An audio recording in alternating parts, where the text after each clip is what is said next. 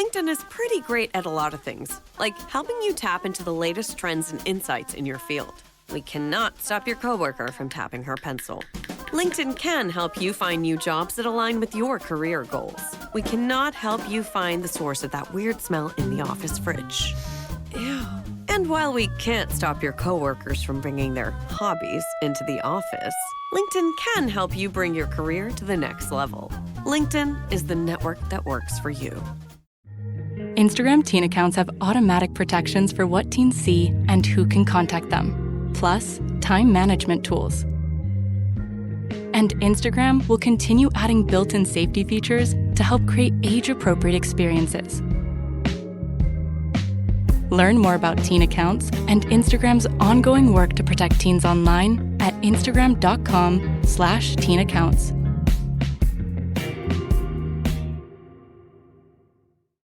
Salut à toutes, salut à tous, bienvenue pour Tirreno Adriatico, la course entre deux mers, la course en Italie qui rejoint la mer Tyrrhénienne à la côte adriatique. Et c'est un tour très peu montagneux qui nous attend. C'est assez rare pour être signalé, même si c'est vrai que la haute montagne sur Tirreno Adriatico, c'est pas toujours très impressionnant. Mais là, il y en a vraiment quasiment pas. C'est plus un tour pour puncher et pourtant il y a du beau monde au départ, ce qui veut dire que il y aura du suspense pour la victoire, même si on peut citer quand même Isaac Del Toro, encore présent comme le principal favori.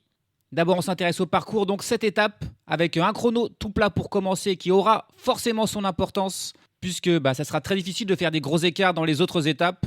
Donc ce chrono sera très important. Et là, pour Del Toro, ça pourrait être un petit problème s'il se rate comme ça avait été le cas sur l'UAE Tour. Bon, ça ne va pas l'empêcher de remporter le classement général ensuite. La deuxième étape sera intéressante avec une rampe finale, le dernier kilomètre à 7%. Et auparavant, quelques kilomètres sur des chemins qui, ça sera le champ libre pour Mathieu Van Der Poel qui sera sur ce Tirreno Adriatico pour aller chercher la victoire. Ensuite, on devrait avoir deux étapes au sprint, à moins d'une surprise dans la quatrième étape, parce qu'il y a aussi un petit mur à franchir pas loin avant l'arrivée. L'étape 5 est la plus indécise, avec une ascension de 4 km à 6%, située juste avant l'arrivée qui, elle, se fera en descente. L'occasion peut-être pour des baroudeurs de s'imposer, parce que ça fera que monter-descendre toute la journée. On aura l'étape reine, entre guillemets, lors de la sixième étape, avec un col hors catégorie à franchir, mais en début d'étape, puis une arrivée au sommet. Mais une ascension de seulement 3 km, mais à 9%, ce sera là que les meilleurs grimpeurs pourront tenter de rattraper le temps perdu lors des étapes pour puncher et le chrono inaugural. Et puis, comme d'habitude, un sprint sera attendu pour finir lors de la dernière étape. Il y a donc plusieurs profils de coureurs qui peuvent s'imposer. D'abord, les habituels coureurs de classement général, donc comme Del Toro ou comme la Red Bull Boranzo, qui est venu avec un joli trio avec Primoz Roglic, Jay Hindley et Giulio Pellizzari. On a le duo Antonio Tiberi, Santiago Buitrago du côté de la Bahrain Victorious. On a Giulio Ciccone pour la Lidl Trek, Richard Carapaz pour l'IF, Matteo Jorgensen pour la Visma Lease Bike sera aussi un des favoris. On a autre grimpeur, Michael Storer pour la Tudor, Tobias Aland Johannesen pour l'Uno-X, mais ça c'est des coureurs qui vont perdre du temps sur le chrono du début et qui auront bien du mal ensuite à aller le rattraper. Et puis on a les punchers, les coureurs comme Mathieu Van Der Poel, qui pourquoi pas pourraient tenter d'être bien placés au classement général. On a Wout van Aert qui sera là aussi s'il est en forme, Alberto Bettiol, Julien Alaphilippe aussi. C'est des coureurs qui viseront des victoires d'étape, mais pourraient, au vu du profil, aussi bien figurer. Et puis on a Filippo Ganna, le gros rouleur. Il a fait deuxième de Tirreno Adriatico l'an passé, et cette année, c'est encore moins montagneux que l'an passé. Donc voilà, le chrono du premier jour, il faut qu'il le remporte avec le plus d'avance possible, et ensuite qu'il tente de garder cet avantage jusqu'à la fin. Ça sera intéressant à domicile. Filippo Ganna sera très motivé. Mais surtout, on a un beau panel de sprinteurs sur ce Tirreno Adriatico, à l'inverse de Paris-Nice, où il y a très peu de sprinteurs. Là, on a Paul Magnier, on a Jasper Philipsen, on a Jonathan Milan, on a Arnaud Delis, on a aussi Tobias Lund Andresen, Corbin Strong, Fernando Gaviria, Wout van Aert évidemment qui est quand même un sprinter, ou encore Danny Van Poppel, Mads Mikkels. Bref, il y aura du monde là pour aller chercher la victoire sur ces sprints. Mais aujourd'hui, on commence donc par le chrono tout plat, 12 km. Et une victoire qui ne peut pas échapper à Filippo Ganna. Il n'y a quasiment aucun autre spécialiste. On a Ethan Hayter quand même qui est là, qui est le seul qui pourrait peut-être s'approcher, mais sinon la victoire ne peut pas échapper à l'Italien de l'Ineos Grenadier. La question, ce sera ensuite l'écart entre les différents coureurs du classement général, entre Roglic et Del Toro, Tiberi, Jorgensen. Qui sera celui qui fera la meilleure opération aujourd'hui lors de cette première étape de Tirreno Adriatico? Chute de Bellocchi juste devant Armstrong qui est parti dans le terrain. Et attaque de Pierre Roland. Voilà ce que nous disons depuis le début de ce Tour de France. Une chute terrible. Christopher Froome à pied. Mais quelle image du Tour. On a jamais vu ça. 100% cyclisme, le podcast du vélo en direct. Ça va Marion? Désolé. Le premier coureur à s'élancer, c'est Emil Verstringe, le Belge de l'Alpecin Première Tech. Ensuite, on aura très rapidement Tobias Aland Johannesen qui partira en 3e position. Peyo Bilbao, Wout van Aert, Lennart van Etvelt. Voilà les premiers coureurs intéressants qui partiront, même si ce n'est pas forcément des coureurs qui feront le meilleur temps au chrono, même si quand même Wout van Aert, on attend une belle performance de sa part. Isaac Del Toro partira un petit peu en milieu de peloton, en 71e position. Par contre, Matteo Jorgensen, Primoz Roglic partiront vers la fin. Antonio Tiberi aussi. Filippo Ganna partira lui aussi dans les derniers. Tout comme Ethan Hayter qui partira en avant-dernière position. Et c'est Benoît Cosnefroy de la Team Emirates qui sera le dernier coureur à partir. Comme à chaque fois lors d'une première étape, les équipes font un petit peu ce qu'elles veulent. C'est toutefois un coureur de la Team Emirates qui partira en dernier, puisque c'était un coureur de la Team Emirates qui s'était imposé l'an passé, Juan Ayuso, qui n'est pas là cette année et qui d'ailleurs n'est plus non plus à la Team Emirates. Mais voilà, c'est parti, Emil Verstringe, le premier coureur qui va faire le premier temps de référence. Allez, Emil Verstringe est arrivé. Il a fait le premier temps de référence en 13 minutes et 24 secondes. Mais il a été déjà devancé notamment par Tobias Aland Johannesen et Peyo Bilbao qui ont fait 13 minutes 15. Déception pour Wout van Aert qui termine 4 secondes derrière Johannesen et Bilbao. Mais là, on a un coureur qui vient d'exploser tous les temps. Faire vraiment un très bon chrono, c'est Alan Hatterley, sud-africain de la Jayco Alula, qui fait le meilleur temps. Il fait mieux que Jan Tratnik, qui était pour l'instant déteneur de ce meilleur temps en 13 minutes tout pile. Mais là, Alan Hatterley, il fait 12 minutes et 38 secondes. Il met par exemple 40 secondes à un coureur comme Wout van Aert. Donc là, c'est très fort ce qu'il vient de faire Alan Hatterley, qui fait le premier vrai temps de référence sur ce chrono, une moyenne de 54 km/h. On va voir quels seront les coureurs capables d'aller chercher ce temps, mais il ne devrait pas être beaucoup à faire mieux que le Sud-Africain là. Alors on a l'arrivée de Samuel Westford, qui avait fait le meilleur temps au point intermédiaire. Il y a un chrono intermédiaire à mi-course. Il avait fait 2 secondes de mieux qu'Alan Hatterley, mais là derrière, il finit 10 secondes derrière à l'arrivée. Et juste avant, on a eu Jan Christen, le Suisse de la Team Emirates, qui a fait pareil. Il avait 1 seconde de mieux que Alan Hatterley au point intermédiaire pour finir finalement 9 secondes derrière. Donc il a vraiment fini très fort, Alan Hatterley. Et là, on s'intéresse désormais à Isaac Del Toro, qui est parti et qui lui aussi arrive à ce point intermédiaire en avance sur Alan Hatterley. Il a 6 secondes. 6 secondes de mieux qu'Alan Hatterley. Il fait le meilleur temps. 4 secondes de mieux que Sam Welsford, qui pour l'instant était le plus rapide à ce point intermédiaire. Mais voilà, on a vu qu'Alan Hatterley a fini très fort par rapport au reste du peloton. Donc est-ce que Del Toro va pouvoir tenir pour faire mieux que le Sud-Africain? On va voir ça. En tout cas, malgré tout, là, c'est pour l'instant un très bon chrono que fait Isaac Del Toro, qui se rassure après sa performance plutôt moyenne sur l'UAE Tour. Là, s'il tient ce rythme, il devrait faire une très bonne opération déjà au classement général.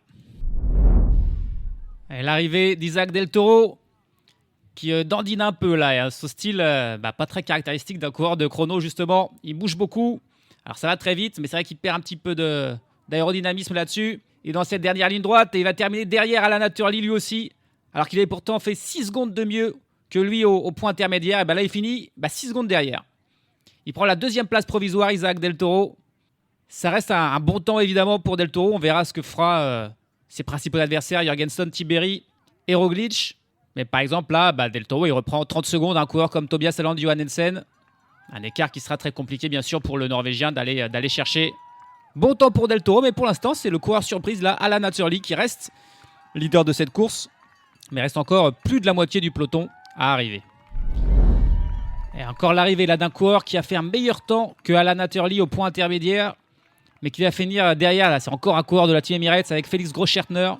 Lui aussi, comme Del Toro, il avait fait 6 secondes de mieux que Alan Hatterley, mais il va finir derrière. La deuxième partie de parcours de Alan Hatterley était vraiment magique. C'est pas possible, il y a eu un coup de vent derrière lui à ce moment-là parce qu'il a fait tellement mieux que tout le monde. Großschartner qui passe la ligne maintenant.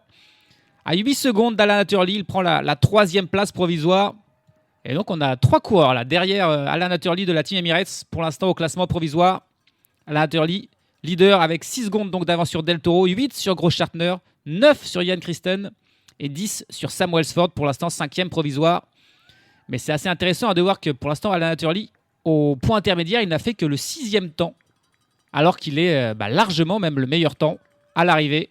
Il a vraiment parfaitement géré son effort pour finir très très fort, parce que le scénario se répète pour tout le monde là. Ils battent Hatterley au point intermédiaire et finissent finalement largement derrière. Le très bon temps là pour Giulio Pellizzari, le coureur de la Red Bull Borensgro, qui est le premier du trio magique là, de la Red Bull à s'élancer. Il va terminer une petite seconde derrière Del Toro. Et donc 7 secondes derrière Alana Turley. On ne l'attendait pas, Pellizzari, parce que c'est pas non plus forcément sa spécialité du tout, le chrono là. Et là, il a vraiment magnifiquement performé. Et à noter que lui aussi, il avait fait mieux que Alana Turley au point intermédiaire. Là, on a 2 coureurs qui viennent de passer là. Attention quand même, hein. Magnus Sheffield et Max Walscheid, ils sont passés l'un après l'autre au point intermédiaire avec 12 secondes de mieux que Alana Turley. Ils font donc largement le meilleur temps à ce chrono. Il faut dire que le vent s'est levé et c'est un parcours particulier puisqu'on va dans un sens, puis on fait un virage à 180 degrés et on va dans l'autre sens. Ce qui explique que forcément au début de course, on a le vent dans le dos et on fait un très bon temps et on fait mieux qu'Alana Turley. Mais ensuite au retour, on a le vent de face et là on perd beaucoup de temps. Donc on va voir si ces 12 secondes d'avance qu'ont eu Alana Turley poussées par le vent qui s'est levé, est-ce qu'ils vont les perdre ensuite en ayant le vent de face sur le retour. Ils vont pas tarder à arriver, mais là voilà, Giulio Pellizzari qui s'invite sur le podium provisoire en prenant le 3e temps. Allez, là voilà, l'arrivée de Magnus Sheffield. Ça se joue à pas grand-chose, mais il devrait réussir cette fois à battre Alana Turley. Ouais, c'est fait. C'est fini. L'espoir pour le Sud-Africain qui est battu par Magnus Sheffield. Joli temps, 4 secondes de mieux que Alana Turley. Elle a quand même perdu 8 secondes par rapport au coureur de Adjackola sur la seconde partie de ce chrono, mais il a réussi à résister et à faire le meilleur temps, le coureur de l'Ineos Grenadier. C'est vrai, bon coureur de chrono. Mais attention, parce que juste derrière, on a Maximilian Walscheid qui arrive, l'Allemand de la Lidl Trek, qui est exactement dans le même temps que Sheffield au point intermédiaire. Est-ce qu'il va immédiatement se faire détrôner là, Magnus Sheffield? Encore 10 secondes pour Walscheid. Il dandine un petit peu Walscheid. Ça va se jouer à pas grand-chose. Il va finir... Oh, a priori, il est devant. A priori, il est devant, mais on nous dit 0,00 secondes. Donc là, ça se joue au centième, peut-être au millième entre les deux coureurs. Mais ils sont exactement dans le même temps, Magnus Sheffield et Maximilian Walscheid. Ça se joue au millième de seconde et ça serait Max Walscheid qui ait fait le meilleur temps provisoire là. Et voilà quelqu'un qui va battre là le temps de Max Walscheid. C'est très intéressant, c'est Timen Arensman, le coureur de l'Ineos Grenadier, qui finit même avec 4 secondes. 4 secondes d'avance sur Max Walscheid. Et là, c'est vraiment intéressant parce que c'est aussi un coureur du classement général, Timen Arensman, qui prend par exemple 14 secondes à Isaac Del Toro. Voilà un coureur que je n'avais pas cité là, parmi les potentiels favoris pour la victoire finale, que j'avais un petit peu oublié. Celui qui avait remporté 2 étapes sur le dernier Tour de France, Timen Arensman. Et là, attention à lui, il fait un très bon temps. Alors que là, on a d'autres coureurs qui commencent à s'élancer. Avec des favoris, Mathieu Van Der Poel qui est parti depuis quelques minutes. Et là, c'est au tour d'Antonio Tiberi de s'élancer. Alors qu'on a vu Jay Hindley passer la ligne, lui. Et par exemple, Jay Hindley, il perd 27 secondes par rapport à un coureur comme Timen Arensman. Il prend le 13e temps, c'est pas catastrophique. Juste devant un autre coureur qui fait plutôt un bon temps, Santiago Buitrago, dont le chrono n'est pas du tout la spécialité. Et là, ça enchaîne, parce qu'après Tiberi, c'est Matteo Jorgensen qui est parti. On peut noter aussi la 19e place provisoire pour Julian Alaphilippe, qui est passé l'arrivée à 32 secondes de Timen Arensman. Mais on a plusieurs favoris qui s'élancent désormais. Il reste encore une quinzaine de coureurs à s'élancer, et ça sera au tour de Benoît Cosnefroy, le dernier partant du jour. On December 12th, Disney Plus invites you to go behind the scenes with Taylor Swift in an exclusive 6-episode docuseries. I wanted to give something to the fans that they didn't expect. The only thing left is to close the book. The end of an era. And don't miss Taylor Swift, The Eras Tour, the final show, featuring for the first time the Tortured Poets Department. Streaming December 12th, only on Disney Plus. Find the biggest voices in sports on the Sports Social Podcast Network.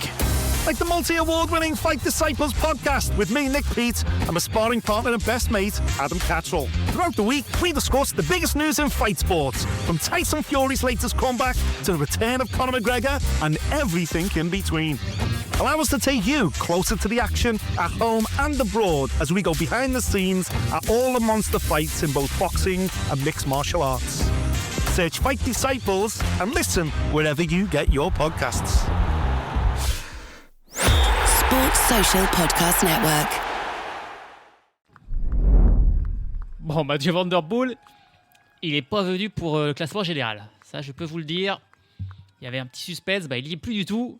Parce qu'il l'a fait vraiment tranquillement.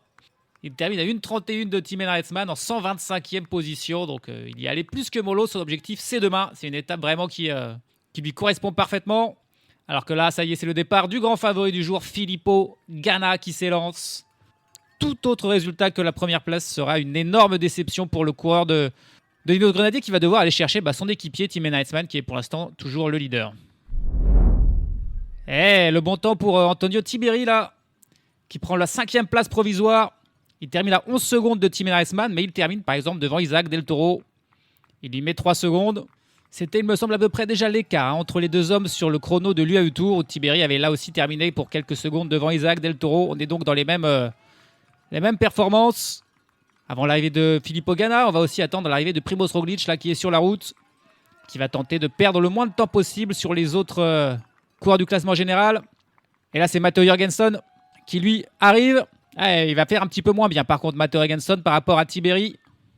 Il va terminer à 22 secondes de Tim Henrichsman. Et donc, par exemple, 11 secondes derrière Antonio Tiberi.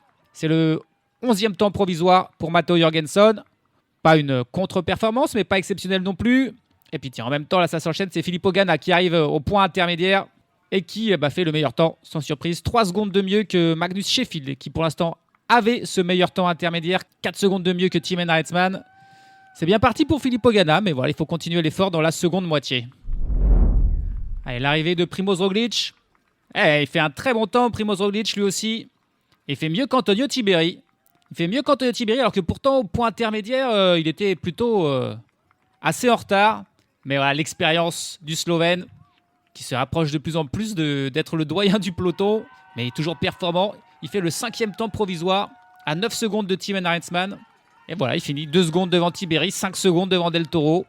Il fait 6 secondes de mieux que son équipier Giulio Pellizzari. Il faudra compter sur Primož Roglič sur ce Tirreno Adriatico. Alors que pendant ce temps, Filippo Ganna, il vient de déposer le coureur qui était parti 1 minute avant lui. Le pauvre Alessandro Covi, là, il a pris un courant d'air.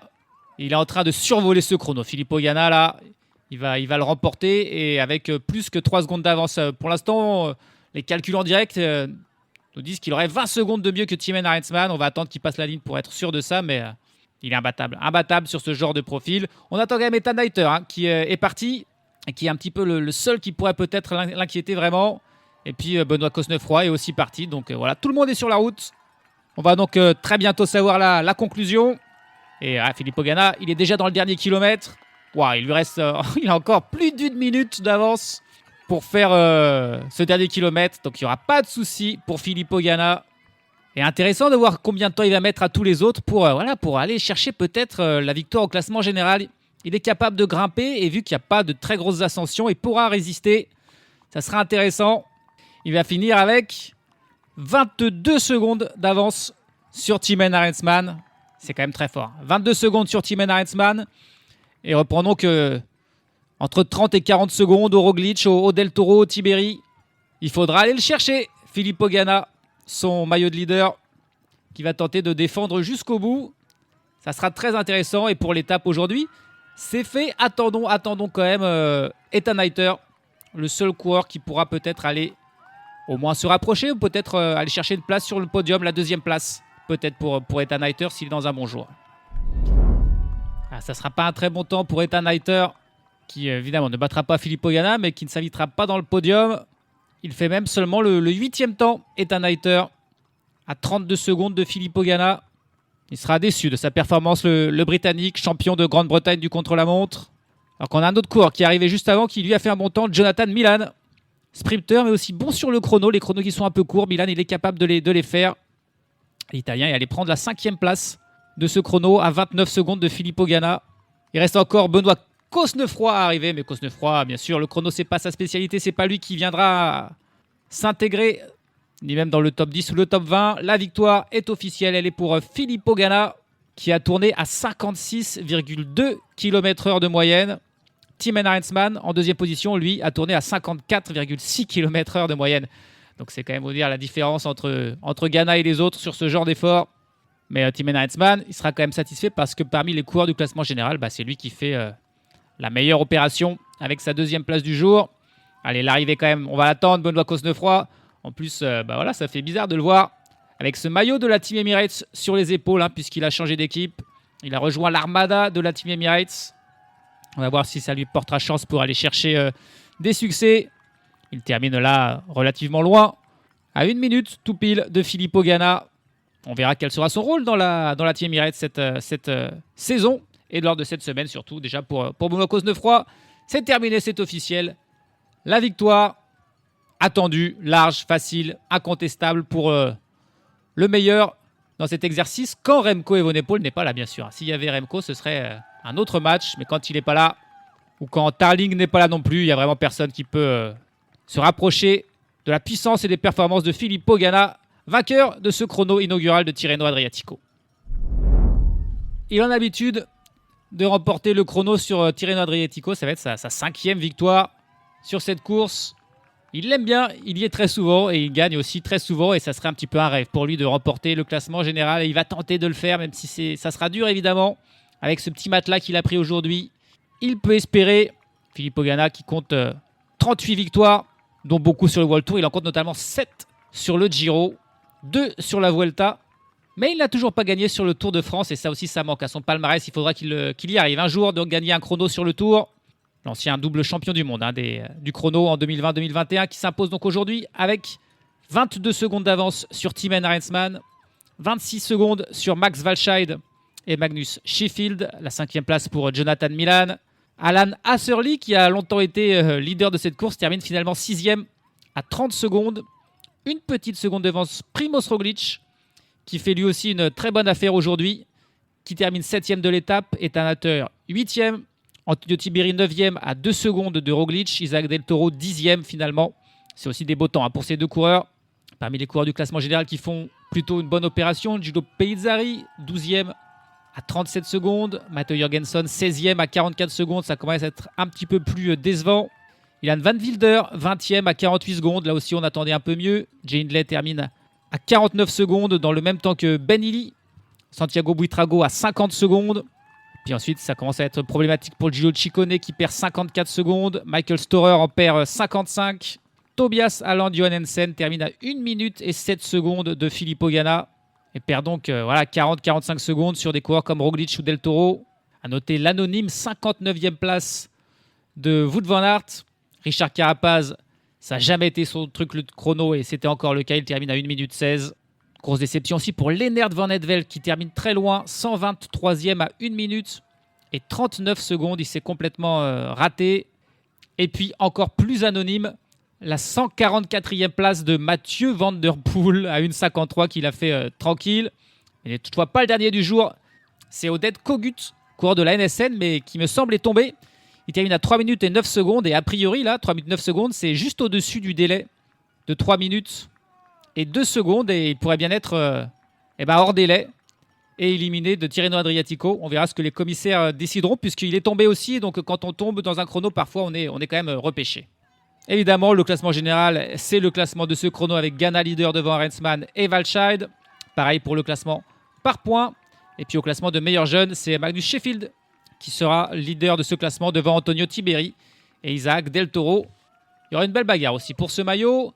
Demain, très belle étape qui nous attend avec 206 km, essentiellement plat au début, mais ensuite dans le dernier tiers, il y aura pas mal de montées, d'ascension et puis surtout le final avec des graviers, du gravel, des petits chemins dans les 10 derniers kilomètres, puis un mur final de 1 km à 7% pour arriver dans la belle cité médiévale de San Gimignano.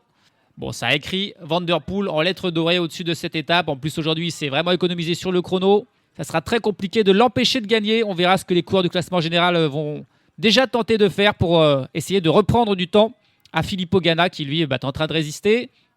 Et puis voilà, Del Toro, très bon puncher, qui tentera de suivre l'accélération de Van Der Poel. Roglic, Tiberi, Jorgensen, qui seront aussi dans le coup. Ça sera plus une étape pour les coureurs du classement général demain, même si le vainqueur risque bien d'être un coureur qui ne joue pas le général en la personne de Van Der Poel. On verra ça, c'est une course de vélo, il peut encore se passer évidemment beaucoup de choses.